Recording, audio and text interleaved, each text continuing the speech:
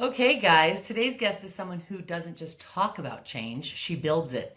Demi Clark is a workforce futurist, speaker, and founder who spent her career transforming industries like construction and manufacturing by rethinking how we attract and develop talent.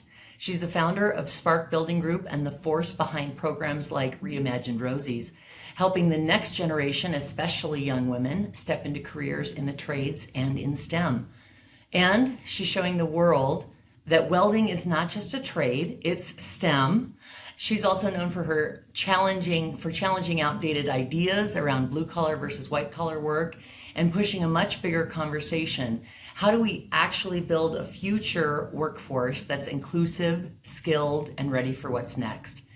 And if all of that wasn't cool enough for you, she's a six-star marathoner, Ironman, and someone who clearly knows how to go all in on anything she does. Demi, I am so excited to have you here. Welcome to the show.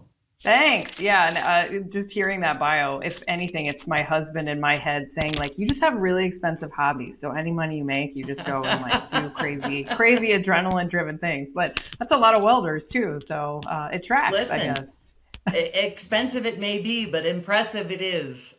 Yeah, I think it's just, in my ethos, I came to this last week when we were traveling because I'm in the future tense, and I know we'll probably talk about it, of welding right now with handheld laser welding, which not a lot of people, I mean, really, there's maybe a couple hundred people in the world doing it, but it's taking us to the moon and eventually Mars and other things, and that's part of the welding in STEM and what these kids in Gen Alpha and really Gen Z are starting to show us is where it's going to take us in the next 20 years.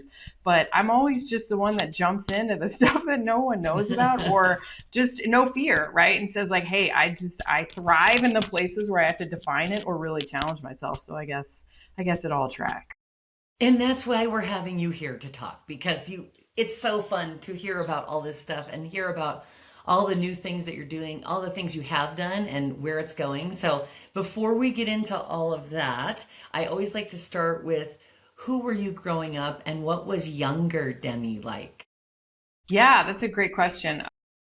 Back in the day, I'm a Gen Xer, so I'm a feral Gen Xer, perimenopausal, all the things. I turn 50 next year, and I'm probably going to run the Sydney Marathon. That's my thing for the 7 star. Now they kind of keep adding these stars. Thank you very much, Abbott World Marathon Majors. But yeah, that's the goal is to keep going. Uh, yeah, I was an 80s kid, and we were the, come home when the lights turn on outside the street lights generation. But I also had pretty cool DNA. I mean, my grandmother was one of the first female Marines in World War II.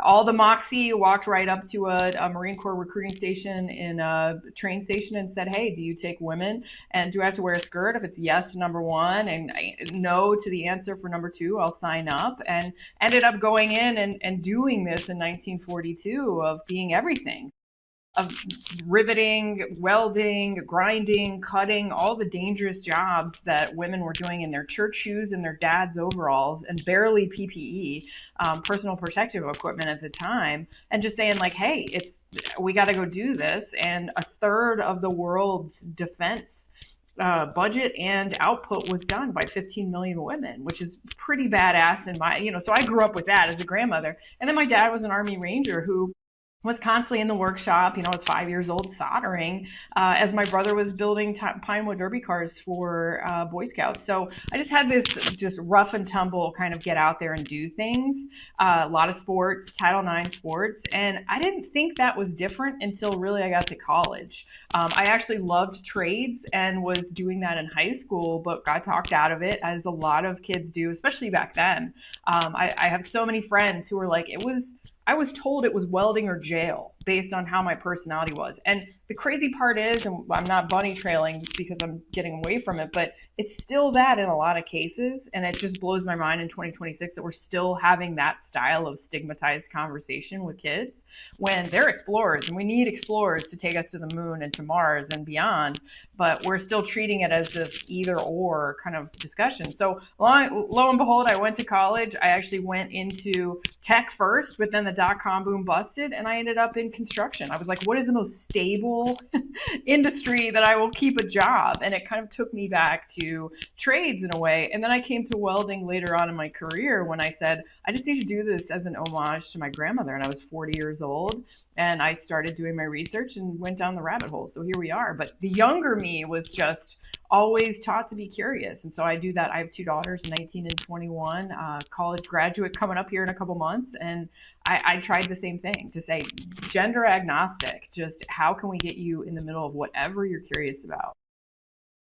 So what you're telling us is that not only are you a badass, but you're genetically a badass. I mean, it was destined.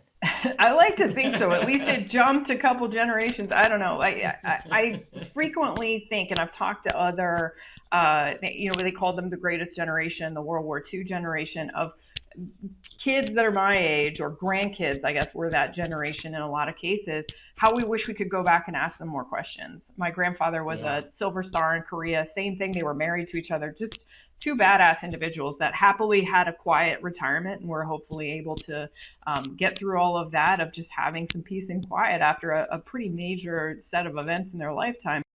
Yeah, I mean, I think they did what they had to do. And she used to say that to me when I was a kid, and loving to hear the stories at night when I would visit them and they would give bedtime stories of just these, things you see on movies on Netflix now. That was just their nighttime story.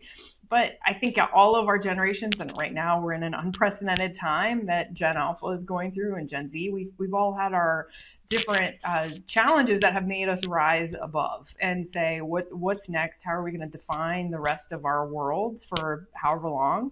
And so yeah, I wish I could go back and ask a lot of questions, but genetically, yeah, I think it helps to just have that kind of curiosity gene if it's nothing else. And if that's not a gene, I just want everyone to feel that of saying I want to break stuff and put it back together, which is truly an engineering concept. Bringing that back to STEM is engineers are taught to build it, break it, do it again. And so, it's all full circle.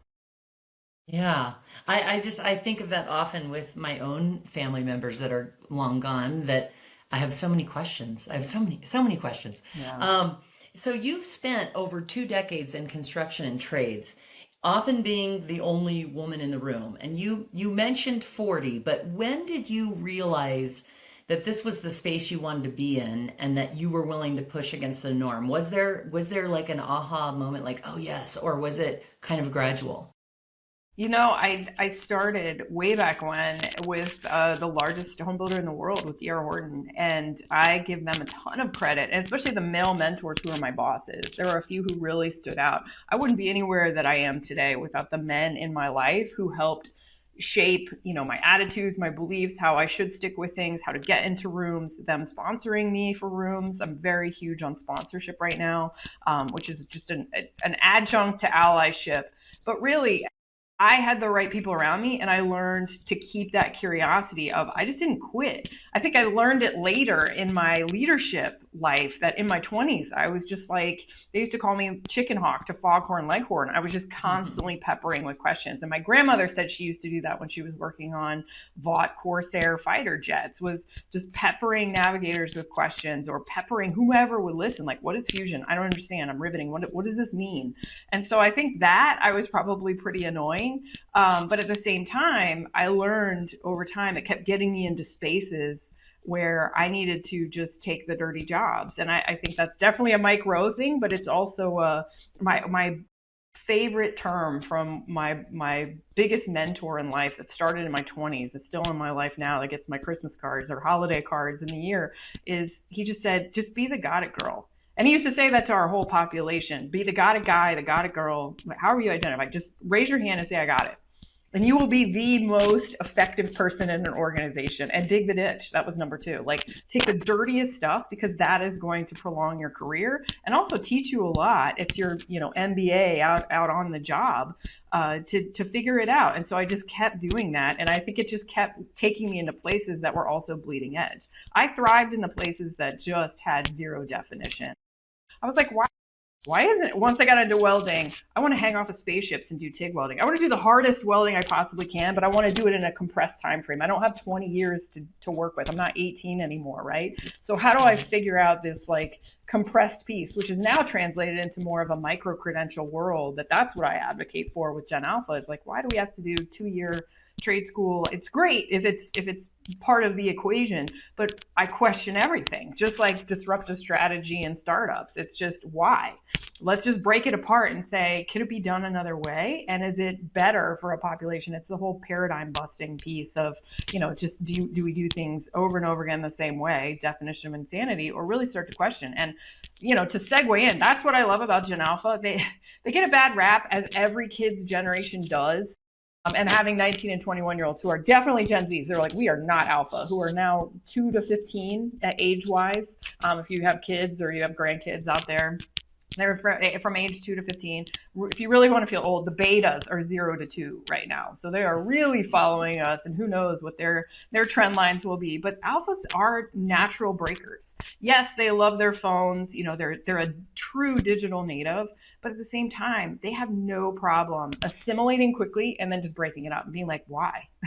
And I think we see that as attitude as parents or grandparents, but we really need to lean into that. And yes, they, of course, like every generation, has to learn maturity and how to really speak, to populations, especially in the workforce. What's the kind of polite terms? Not just why, but definitely question everything. And so I think that's what gives me hope on the Hope Core front. On the regular, is to just, it was something that, again, I just happened to be around the right places, but then I learned, oh, this is getting me somewhere. So it was lucky by design after a year or two of it, of just getting in the space and saying, it's not about getting where men aren't. It's just pushing myself into places where no one is. Like the end, just go. And so that's what I say to kids now who are more equalized from a gender population, and hopefully just gets further and further, is just keep saying, where do you want to go that no one is dwelling? You've got to go make the answers, and maybe you write the history book. Yeah, I think the curiosity is the best thing that we can, the best character trait we can have, because I was just talking with someone about this earlier this week, that the smartest people I've ever been in the room with are always the most curious, and they're not afraid to ask questions. And that's, we get in our own ways, we get in our own way by being afraid to ask, and to look stupid or sound stupid or whatever the reason is, we don't want to ask the question. But I'm always impressed by people that remain curious, because I think they're the ones that are able to go the farthest, and definitely have been, like I said, the smartest ones I've ever been in the room with. You're really focused on Gen Z and Gen Alpha, especially young women entering the trades. What do you think we're getting wrong today when it comes to introducing younger generations to these type of career paths? Yeah, I would say you hit the nail on the head with the word introducing. It's exposure. Uh, for the longest time, the cycle has been, especially in the nonprofit and/or grants area, which has been pretty phenomenal. You can go to trade school for very little, if not no money, but it has been focused on a specific age group, and that's typically if they're in a CTE area like agriculturally centered place, less urban areas, that could be 16 to 18, but it's really 18 plus to really get into that. And pre-guidance counselor intervention, which goes back to my story. I love guidance counselors. If you're out there, don't come after me in social media. But they also know I have regular conversations about this. It is still the college push, and that's great if that's applicable. But all I'm saying is have the career pathway advocacy is equal weight, and really get ahead of that of pre guidance counselor intervention, which is the 12 to 14-year-olds, and really 11 to 13-year-olds in middle school. And there's really little funding there. And the farther that I dug into that, which is how Reimagined Rosies started, which is a camp that is STEM to space that we started last year with 1 week in Hemet, California at a Title I school with a friend. We took a field trip to NASA, and we built all kinds of different robots and chassis with these kids. Middle schoolers to high schoolers, we had them as our TAs, is now expanding to 4 weeks. I am not a camp counselor, and I certainly didn't imagine myself as someone who would be running camps in my spare time. But hearing that there's people willing to fund this, like the Fabricator and Manufacturers Association, who has Spark Force grants for that exact reason, just that population of middle schoolers, it's for exposure. So I tell parents that all the time. I tell schools that all the time. Make it the lowest lift. These kids need to be exposed to these things. If I hadn't been exposed to tools and trades, thanks to my dad in a workshop when I was as young as 5, I wouldn't know they existed. And that's why we are the product of what we do. So what we do with our kids is a lot of this, or we do a lot of robotics, which is tremendous. I think it leans into what they know already. Now we just need to layer back in the handheld skills. And they're craving it. We're seeing that everywhere. They're looking for things called third spaces. If you don't know that, space 1 is work or your school, depending on your age. Space 2 is home. And then space 3 used to be churches, movie theaters, malls, all the things previous generations got to do, in-person libraries. That has come away thanks to the digital generation, and they've had a community that is online, which is great. But now we're really seeing alpha craving doing anything with their hands. So I think it's the perfect storm and the perfect time of we have an opportunity where it's all crossing over to say the stigmas are kind of dying, or they are dying. It is STEM and putting handheld tools back into their toolkit, and expose kids earlier in middle school, if not earlier than that, and we can do that safely. Well, and the trades are so important, You're right. We've pushed college, college, college, and the trades kind of went by the wayside, and now we're looking at an estimation of 2030. We're not going to have enough skilled tradesmen and tradeswomen to be filling the jobs that need to be done. So it is really important.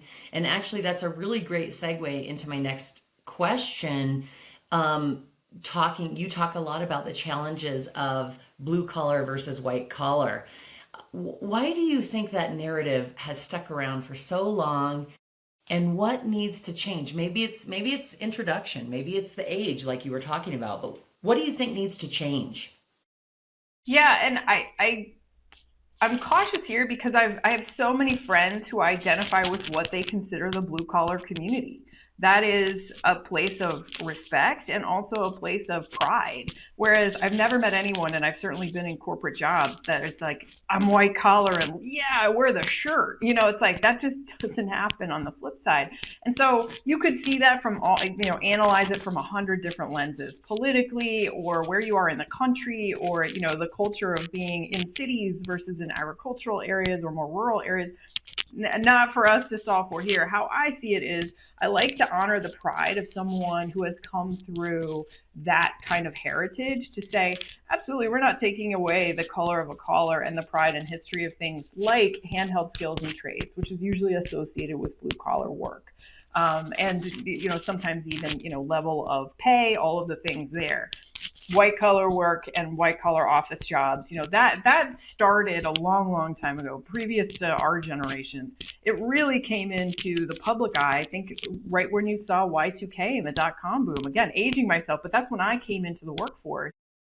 Was you saw this huge shift out of factories and out of really manufacturing, American manufacturing work, and into kind of what I call the Google generation, into systems programming, into we need as many programmers as possible. How are we going to pipeline that? And the majors in college shifted to that, and a very digital generation for the last 20 years. The pendulum has swung back and forth many generations, and I think the pendulum just swung very far. And now we're starting to see, for a lot of socioeconomic reasons, it's swinging back. And that's what I love about, again, it's less about me getting on a soapbox talking about stigmas and colors of collars and try to convince someone to take that away. And if that's your heritage, I'm not taking that away. It's more of saying, Gen Alpha looks at a gray hoodie. It's not a color of a collar that they look at and have grown up with. CEOs are wearing hoodies in startups or in their influencer world on TikTok, right? So go where these kids are. And it's a great example of saying, we're not taking it away. And I say that more about blue collar. We're not taking or eroding that culture. We're building onto it by saying, this is where we can make them explorers. It's less about making a trades kid or a college kid. It's saying, if we're going to take things to Mars in their generation and in their lifetime, we have to build a lot of tools in their toolkit. That's going to include robotics. That's going to include a heck of a lot of technology and automation and manufacturing. They have to run robotic cells. They have to run laser and CNC cutters. And their generation picks that up, no problem. You can put them on a VR or an AR headset and they're like bored. Next. So you put They're a like welding done. torch in front of their hands and they're like, ooh, I have to learn this. When you try to teach them handheld laser welding, it's a dial in, it's a focus. And so that's the cool challenge to watch is in this generation, we have that opportunity to put, and I say blend those two things together. We're just redefining it to say, I love the word explorers. We are building explorers and they have to be multifunctional. I don't care if you go to college or you don't.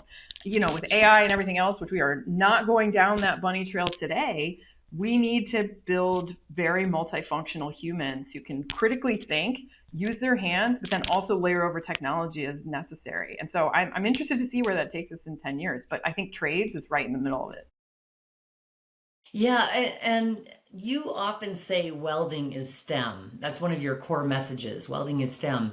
And why is that such an important shift in how we think about these careers? And also for our non construction folks and for our non-engineers in the crowd, talk a little bit about STEM and what that has looked like in the past and why that, again, why that is such a big part of your core message.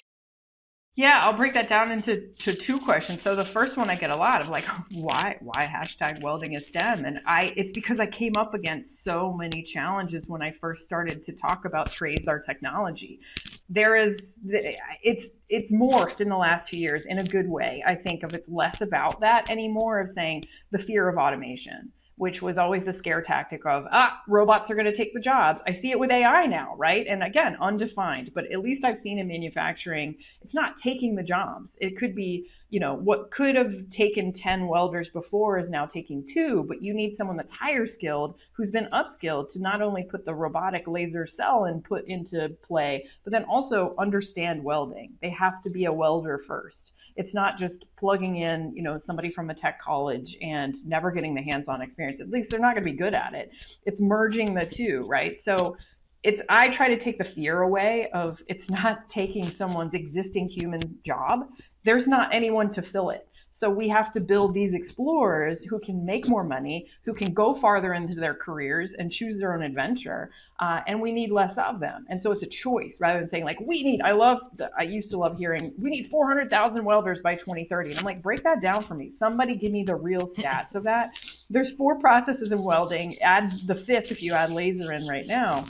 And then 6 if you add automation and robotics. So no one could break that down into each of the subsets for me of like, well, in shipbuilding, we need this, and this is what it is regionally. It was just, I don't want to say if it bleeds, it leads kind of stats. It is definitely real numbers, but is that truly what we need to solve for? Or is it, how do we do this better? And it's not 100% automation. We're not replacing humans. And it's physically impossible to do that right now. You need a whole heck of a lot. I've seen a lot of robots out there just gathering dust, multi-million-dollar products in big billion-dollar companies in manufacturing that it still takes a lot of humans. So I think there's that part of it, but also I started putting that out there thinking this is just silly, but welding had come out of the narrative in trades. I don't know why. It was like plumbing, HVAC, carpentry, especially in more construction side. Manufacturing is really where the welding narrative is.